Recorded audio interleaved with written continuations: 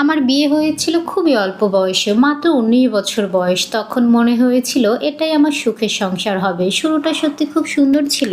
স্বামীও আমার খারাপ ছিল না, বরং চরিত্র ভালো ছিল, তবে একটু জেদি ছিল। জেদের কারণে মাঝে মাঝে ঝগড়া হতো। আমরা ১.৫ বছর সংসার করেছি। ছোট ছোট বিষয় নিয়ে আমাদের মাঝে ঝগড়া হতো, কখনো বা আমার পরিবার নিয়ে, কখনো বা তার জেদের কারণে। প্রথমে ভেবেছিলাম সময়ের সাথে সবকিছু ঠিক হয়ে যাবে, কিন্তু দিন যত গড়িয়েছে অভিমান ততই জমে গেছে। কথা কমতে কমতে দূরত্ব বেড়ে গেছে। আমাদের একটা ছেলে আছে, ওর বয়স এখন মাত্র ১.৫ বছর। ওই আমার পৃথিবীর সব থেকে বড় ভরসা। অবশেষে বুঝলাম কেবল ঝগড়া, অভিমান, দূরত্বে কখনোই সংসার টিকে না। আমরা আলাদা হয়ে গেলাম। যখন সংসার ভেঙে গেল তখন মনে হয়েছিল আমার সব শেষ, কিন্তু ছেলের দিকে তাকিয়ে আমি আবার নতুন শক্তি পাই। আজ আমি হয়তো একা, কিন্তু হেরে যাইনি। জীবনে কষ্ট আছে, আশাও আছে। আমি বিশ্বাস করি আমার এই ছোট্ট ছেলে একদিন আমার সব স্বপ্ন পূরণ করবে।